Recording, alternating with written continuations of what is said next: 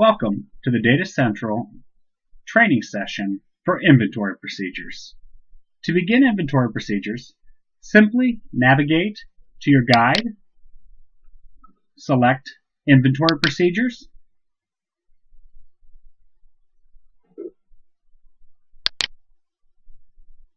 and wait for your guide to populate.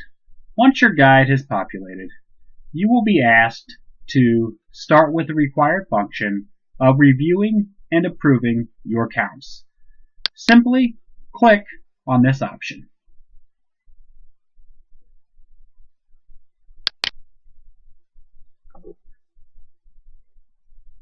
Once your item options have populated, select the date you wish to count and select Next.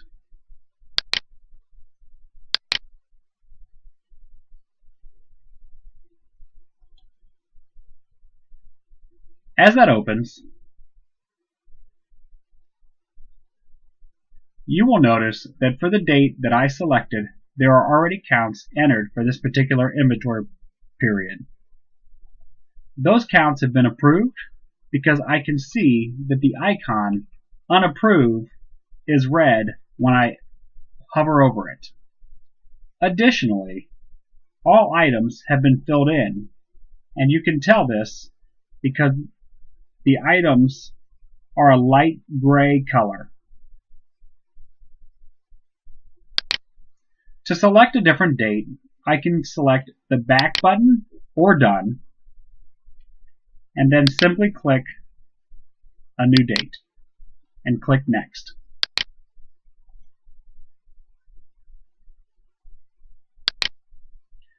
To remove the menu and the guide panels so that I have more area to work with, I can select View, Guide, and Menu. Additionally, I can choose to work in a full screen mode. To exit full screen, check the ellipses in the top right-hand corner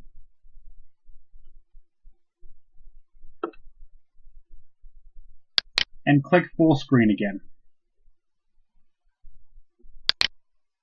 There is another button that you need to be aware of, and that is the status bar. When you click this button, it will display at the bottom the working period that you are currently in. It will state that currently you are working in the period of 11/3 of 2014 through 11/9 of 2014, or whichever working period you're currently in, plus an additional 31 days.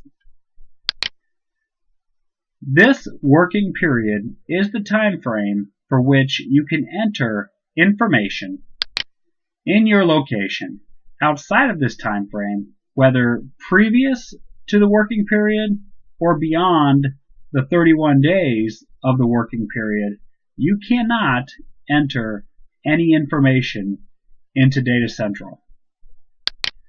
So this is important to keep these dates up to date.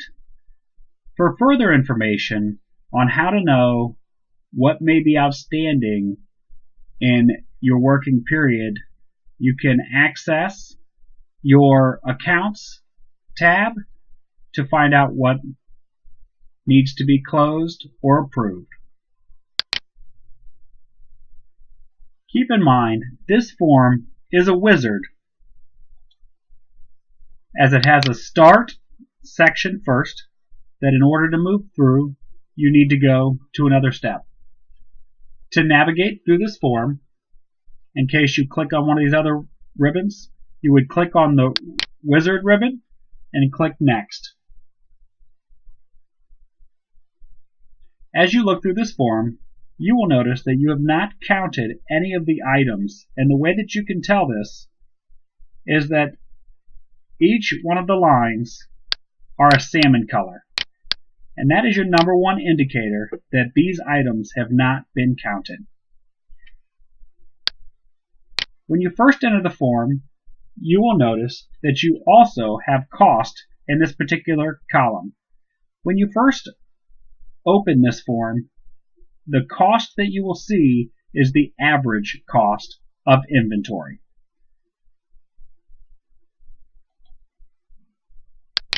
While looking at your items within your list, you will notice that you have 3 columns in which to count. You have column 1 of whole counts, column 2 of partial counts, and column 3 of each counts. Each one of these columns allows you to set up units of measure to count in them. These are set up in your count template and are managed between your count template and your purchase items.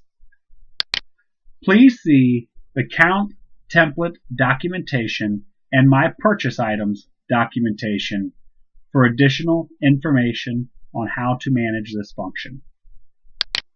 While in the counts form, it is visually obvious which columns are available for counting. Those columns that are available will be a color of white and will provide the ability to access through a drop-down box and enter information.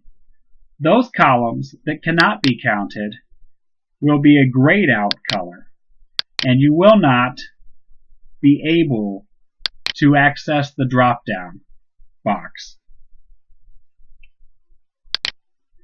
As you enter in counts, you would click in the column and press your values. Once you have entered your value, you can either select the Enter button to move to the next line, or select the Tab button to move to the next column or to the next line.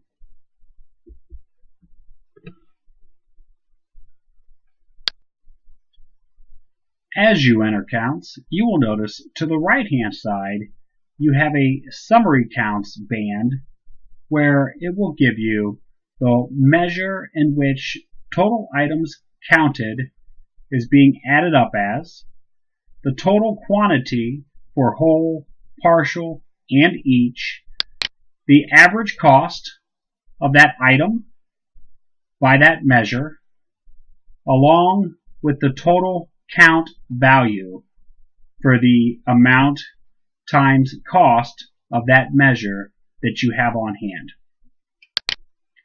Now, you have a total summary counts measure of how quantities are being added up.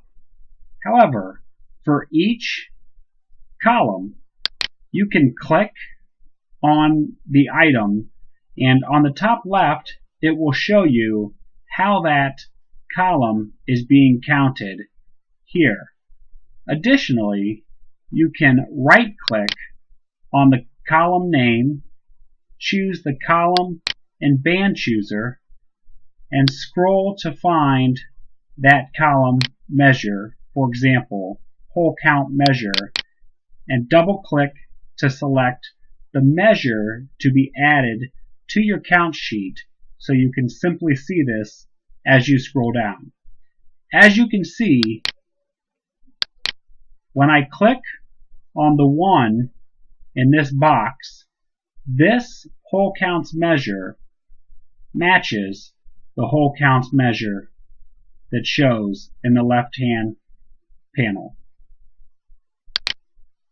Let me see if I can find any items that have multiple counts of measure set up through here.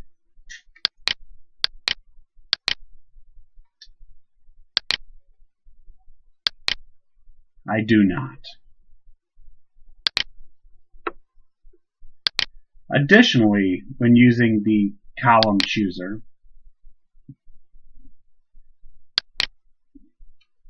you can look at additional measures from count order to recipe items to cost for that particular column that you may be looking at. If you choose to remove the measure, simply left-click, hold down, and drag it away until you see the X and let go. And that column that you added will disappear. Using the column and band chooser to add whole count measure as well as whole count cost, you can move these around, which provides a great way for you to review items as you enter them. If it's looking at quantity for cost or making sure that you're entering in the right measure. Again, once you are done, you can either simply drag that particular column away, or you can choose to scroll to your view and return to your default layout.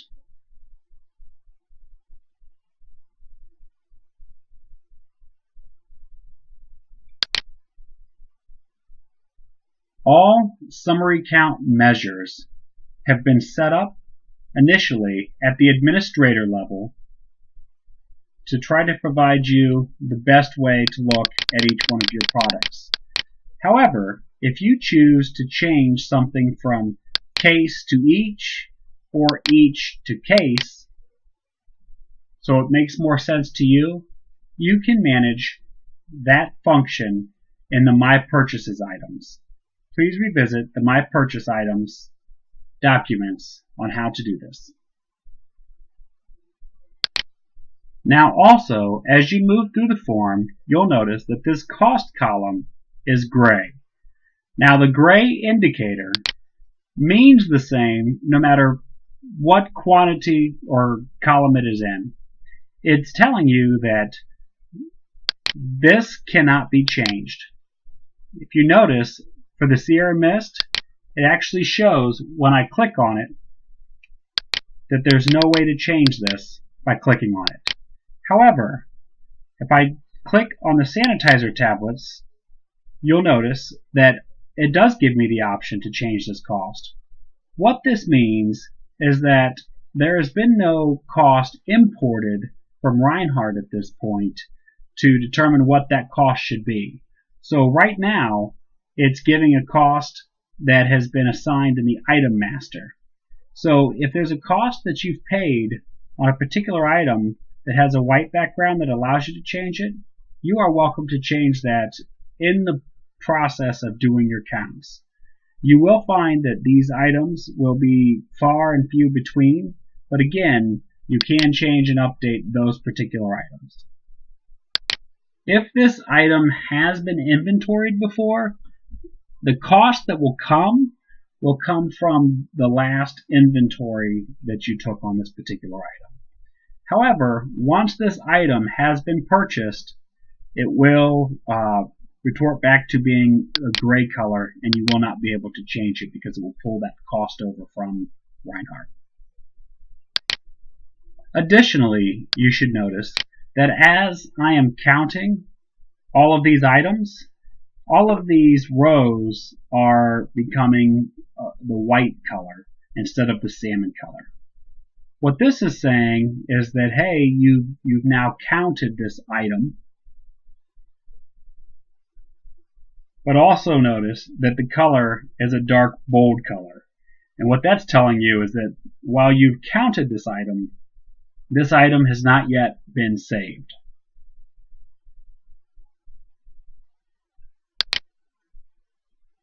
So the salmon is a great indicator for you to know which items have not been counted yet. Once all of your inventory items have been counted, your next step will be to validate. Once again, these functions take place in the wizard. So if you've left the wizard, simply click on that tab and locate the validate.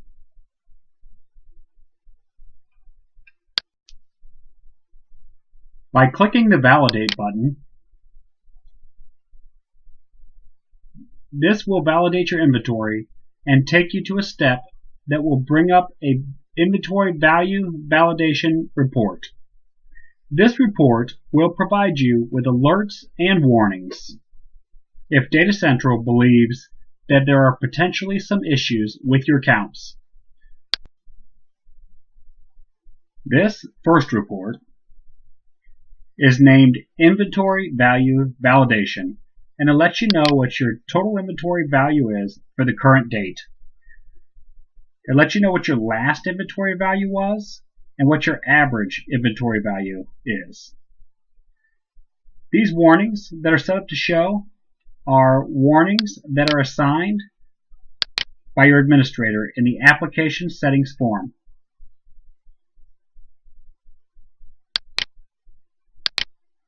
Next to each item, it is going to provide you information. Next to each warning is a hyperlink that will allow you to click on, that will then expand the warning for that particular item so you can review that specific information.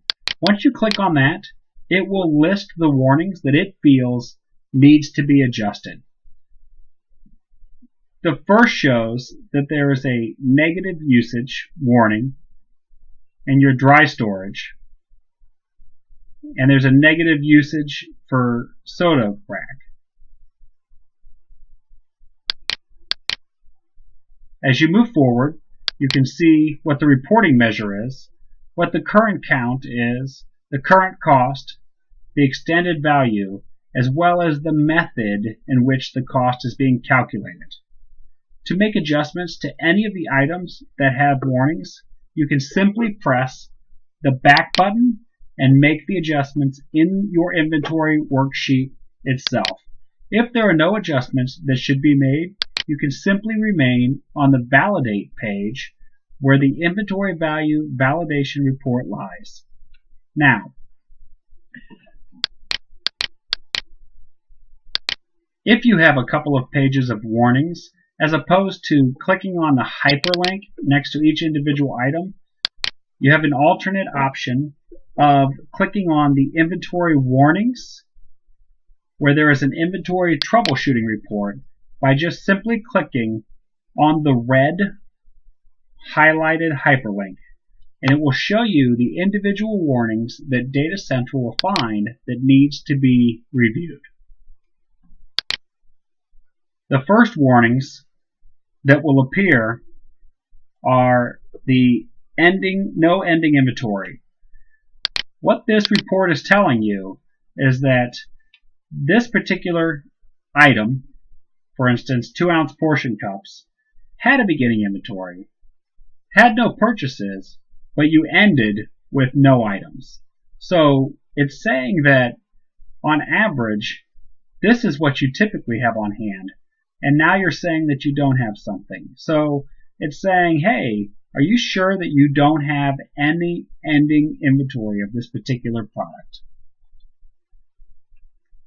The next warning it's giving is a negative usage warning. And this one is simply saying, hey, you began with 23 individual ice creams.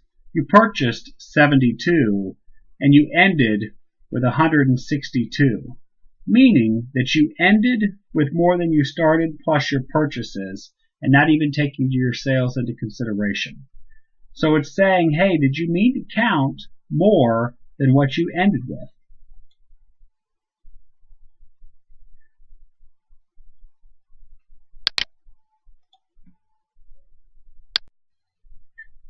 Additionally, under your no ending inventory, it's important to note the column that says in template.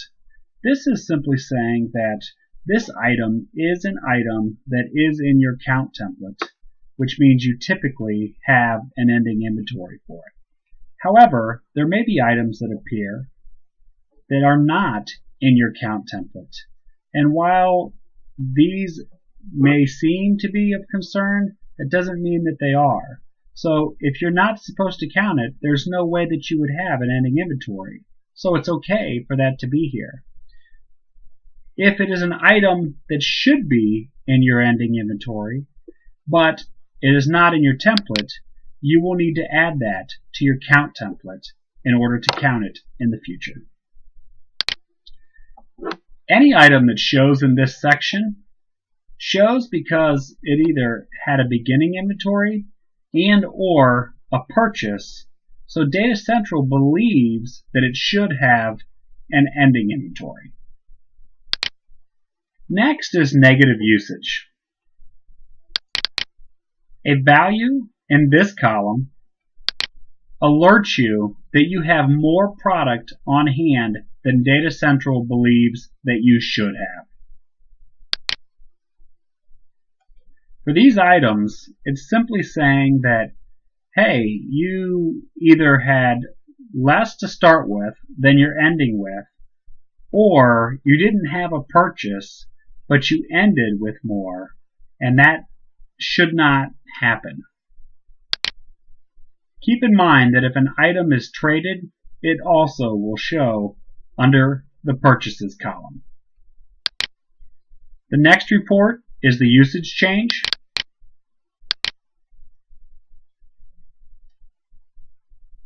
Which shows for the items down here.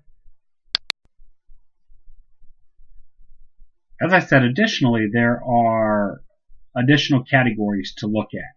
But for the time being, let's navigate away from this report and back into our counts section by simply closing the report and then going back.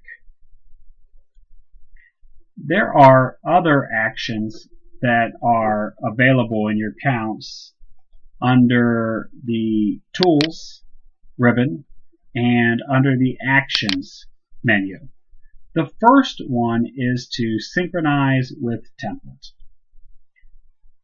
When you're working through your form, you may need to add additional items that you originally didn't have on your item counts. As you are reviewing your troubleshooting report, you may have noticed that you may have received a new item that you did not originally put into your count sheet. So you would have gone to your count templates form, added that item, saved your changes,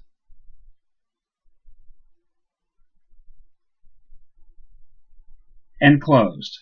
In order for that change to import into this current count form, you would navigate to Tools, Actions, Synchronize with Template, and then press Yes. That would bring in any new items that you may have added to your count template since the last time you performed counts.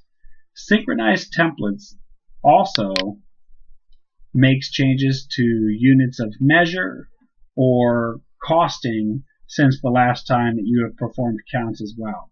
So if you would have changed, for instance, Greek dressing from box of 100 to box of 50, it would have updated that for you as well. Any items that have not been updated will not be updated. And the reason is that Data Central does not know if you want to update these new measures or if you want to continue with the measures here. If you would like Data Central to use the new measure, you would have to delete the new item off the form. For instance, let's say that you updated for the cookie chocolate chip, you would need to delete the line item, press yes to delete.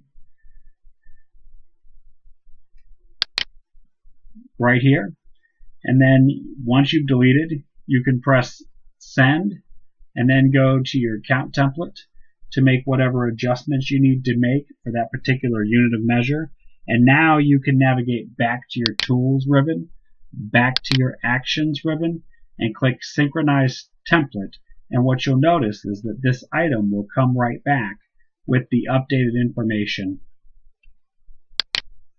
Something else that you will notice is that if you synchronize, any time that you synchronize with the template, with the items that you have estimated are overwritten because Data Central does not know if potentially you want to actually count these items or if you want to bring them back to not counted. If you are estimating items, we are not covering estimated items at this point because we have not added that option into the form. Sometimes, as you're working through an inventory form, you may notice that your cost values are incorrect. If a cost value is incorrect, chances are an invoice has been received or entered incorrectly. In order to update these cost values, you must navigate to an invoice and make these corrections. Then once you have entered your invoice and approved your invoice for the time period that encompasses this, you would then navigate to the Tools ribbon, Actions process, and calculate count cost. A message would appear and ask if you want to recalculate, and you would press yes. What would happen is Data Central would go back, look at what adjustments have been made, and make a decision if costs that are different need to be updated, and then we'll make the update for you.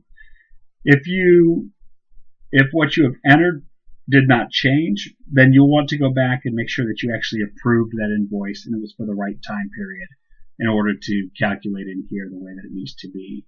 The number one error that's made is that you're entering an account for the 3rd and the invoice was actually entered for the 4th, or that the invoice was not approved.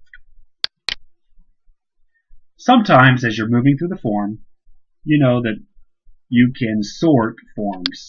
So as you move through the forms, you may inadvertently click on one of these columns. And when you do that, now your count form is out of order. So when this happens, you can simply put this back in order by navigating to Tools, Actions, and then Restore Count Order. This puts it back in the count order of the worksheet that you're working with.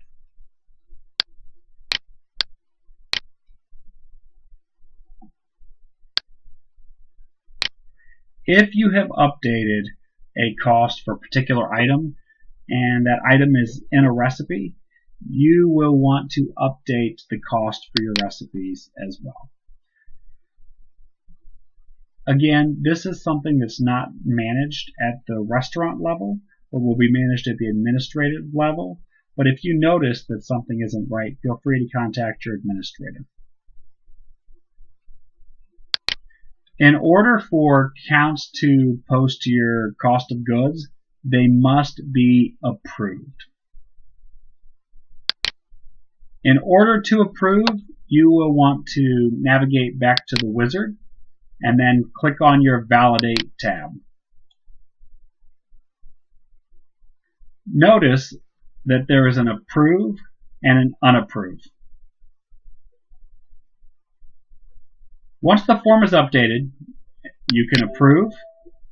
When you do that, it will let you know that there are warnings that may show on this particular page. It's basically say, hey, there are warnings. Are you certain that you want to approve these? If you've already addressed your warnings, it's fine that those warnings are there, and go ahead and approve. We appreciate you letting me know, but I don't need to make adjustments. That work has been done. At that point, you would press yes. If you receive an error at this time, please click on the Show Details that may show up so you can read the message that it's alerting you to.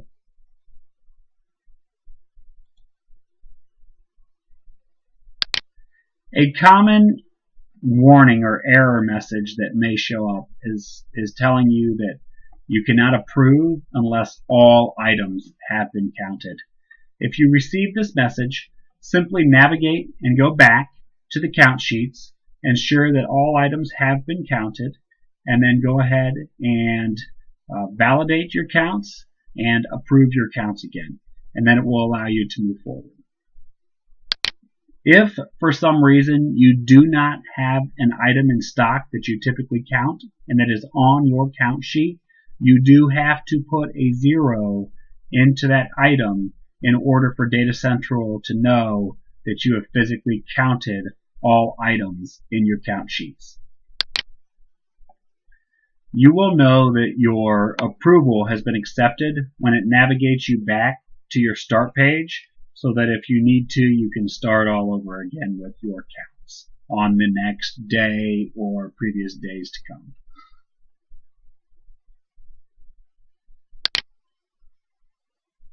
Once you have completed the inventory procedures for counts and approving your counts, you can close out of that tab and you can move on to review the reports to help you identify opportunities in your cost of goods. The first report that will open will be a cost of goods sold flash report.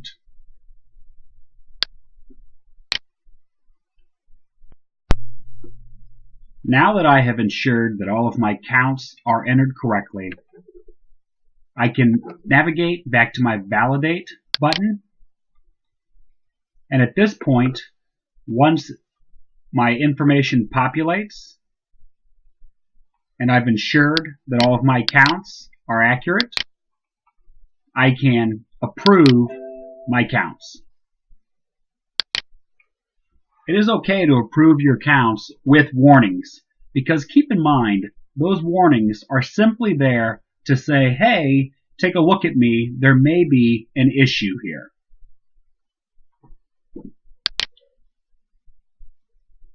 Once I have approved my counts, it will navigate me back to my start page so that I may start all over again. At this point, there are other alerts that I would like to reference for you in our inventory troubleshooting form. So I'm going to go ahead and navigate back into my counts, validate my counts, and at this point it will populate my warnings where I can drill down into the inventory warnings to bring up the inventory troubleshooting report.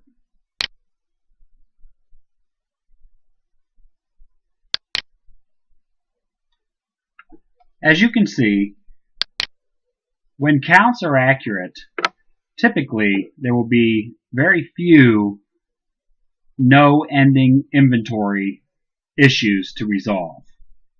Additionally, there will be very few negative usage issues to resolve as well. I would like to move forward and talk to you about the additional items in this report, starting with the usage change report. Items that appear in the items usage change are based on the settings that have been set up by the administrator as far as recommended brackets that we want to make sure that we're within. The usage change is going to alert me to those items whose current usage is more than my average usage.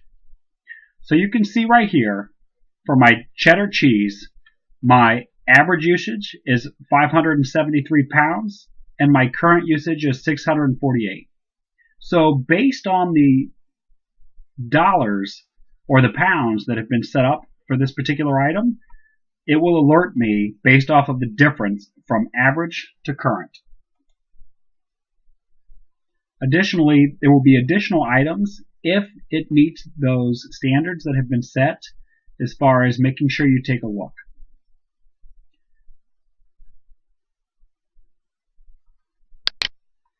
My next alert is the excess ending inventory, and what this category is telling us is that typically we have an average unit and an average dollar on hand.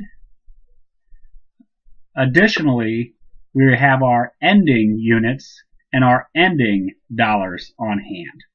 And what this report will show you is that when there are excess units based off of what has been set up by the administrator of days on hand. Days on hand would be the number of days that you should have on hand for any particular product to ensure that you have enough product to get through until your next truck delivery. without running out, but ensuring that you don't have too much product, so that way you're not holding more inventory on your shelves than what you would need to.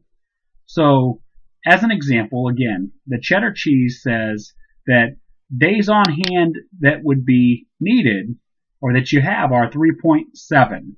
This is in excess of 303 pounds of cheese based off of what you would need to get through until your next truck delivery. The next report that we will navigate to on this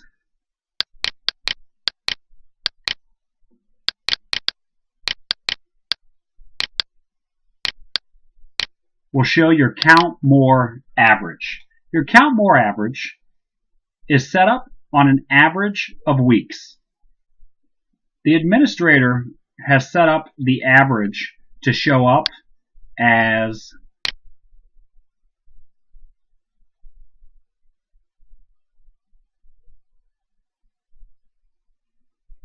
an average of 5 weeks.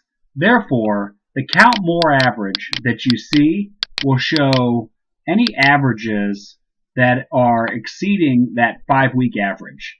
For example, taking a look at the cheese and cracker portion bags. This is saying that you began with 1,000, purchased 2,000, ended with 2,000, used 1,000, and have had an average inventory over the past 5 weeks of 1,300, with an average item usage at $6. So your average inventory dollars are more than your item usage. So because my ending inventory is at 2,000 and my average inventory has been at 1,300, it is populating on this report just to tell you, hey, look at me. I am more than I typically am on average. Again, this doesn't mean that there's a problem or there's a concern, but it is something that you'd want to review to make sure that there wasn't potentially a miscount on an ending inventory item.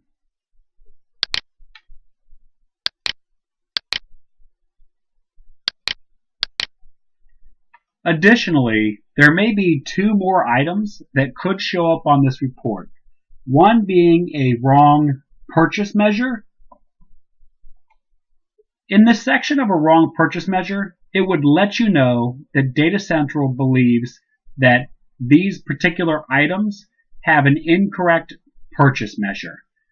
This form doesn't necessarily tell you what the measure is or what it needs to be, but if you see it, you can simply look in the value validation to ensure that you have the right items. To do that, you can go into your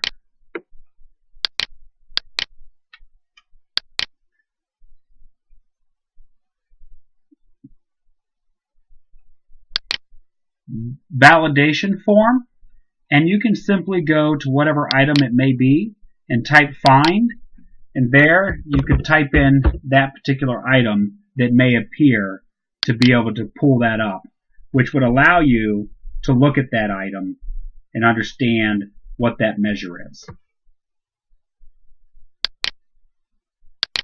The additional category that you may see in this report as an alert would be price change. Price change would show your old price, your new price, and then the difference. So according to the definitions of what is an allowable adjustment of a price change, you would be able to notice any prices that did not fall within those parameters. Our prices don't typically change significantly, but in case they would, this would be a great way to quickly identify if, say, cheese were to go up significantly, or if a paper purchase or a cleaning purchase would go up significantly that may have some type of impact on that particular cost of goods category. Now that we have reviewed the inventory troubleshooting report, we will return to the counts report to continue to discuss some of the actions that are available. Keep in mind that once you have approved your counts, you cannot make changes to them. However, you can always unapprove to be able to make changes that need to take place in your counts. And then once you have done that, you can validate again, and it will bring you back to your validate screen and your inventory value validation.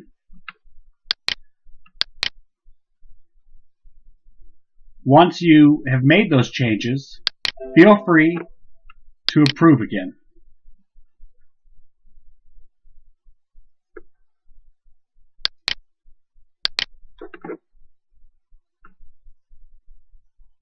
Once you approve, it will bring you back to the start screen,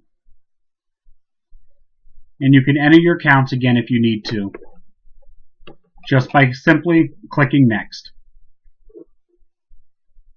Under the tools, there are additional actions that I would like to discuss. Notice that you can move counts to another date. This can only happen if counts have been unapproved. If you notice that you have been taking your counts or have taken all of your counts in the wrong date, you can simply use this feature to move those counts to the date that they should have taken place. For example, if you took counts for next week and you meant to take counts for this week, simply click on this button, which will open up the calendar and allow you to move it to the date that you meant to take those counts. If the counts should not be in this date and you just wish to start fresh, then you would need to go into each tab and delete each count individually in each one of the tabs in order to start fresh.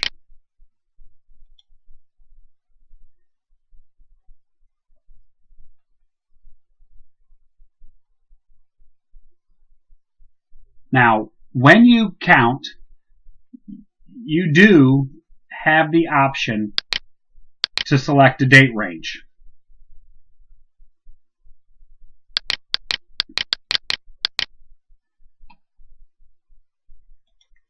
We always count on an ending Sunday date.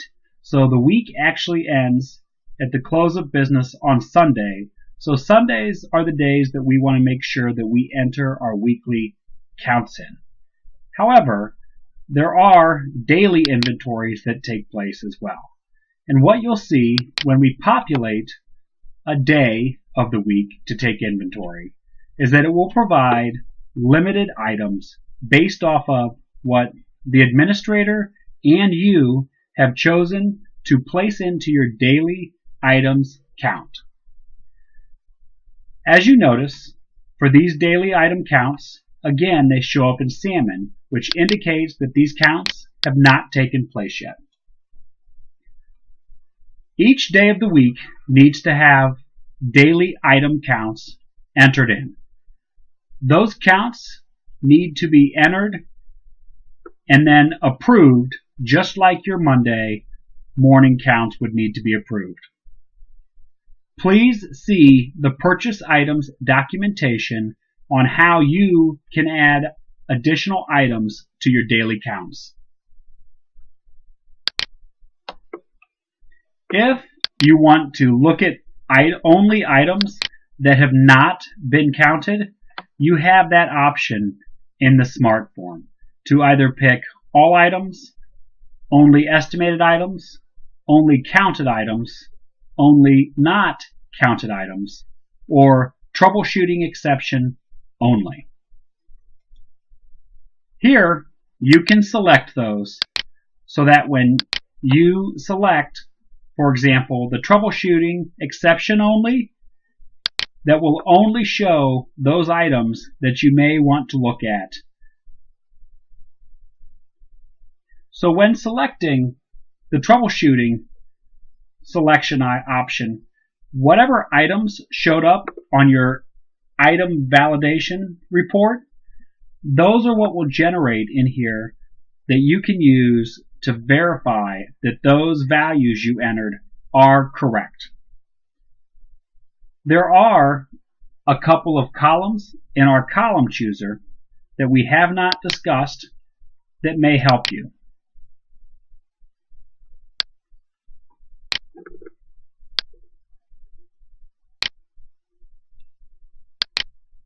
In the summary section, we have multiple other items that we can look at. All I did was double click so that these items for the summary section would show.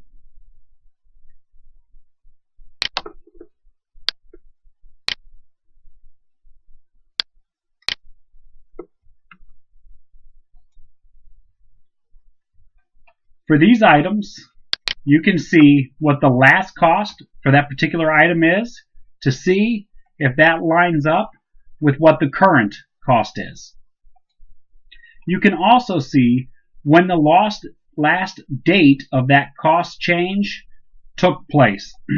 This total quantity is a great option in this particular form.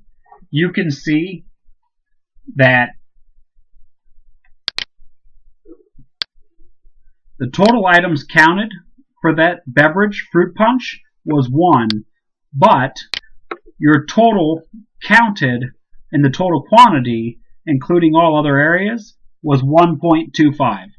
So this shows you that on hand in your restaurant right now, you have 1.25 fruit punches in your restaurant right now. This is a great way for you to notice if items have been counted as they should have. You also have a cost override method. As mentioned, this cost column is updated by invoices. If there is an item whose cost is in here that needs to be adjusted, whose invoice was entered months and months ago, you do have the opportunity to make adjustments to those costs using the fixed measure and cost form. Please see the fixed measure and cost documentation for more information. There is another way that this column can also be allowed for costing changes, whereas it does not calculate based on invoices. That would be if the administrator of the database would enter a ticket for Data Central support to adjust column support column in the restaurant units form. At this point, this has not taken place, but maybe in the future.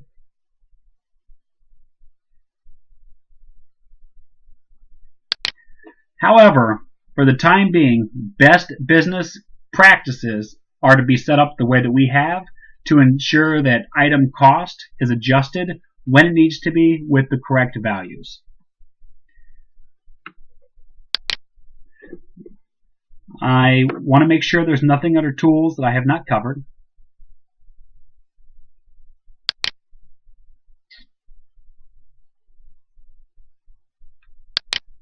Now I will right click on each of the to look at the column and band chooser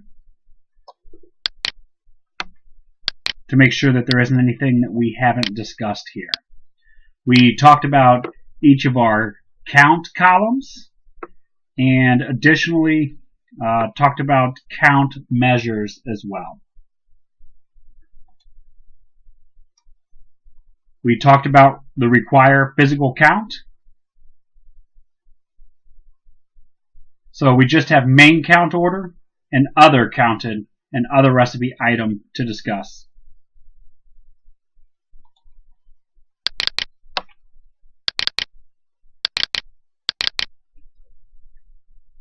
Under the count order main, it will let you review how the count order is set up in your templates. I'm going to expand this screen so we can see everything by simply using the best fit for all columns.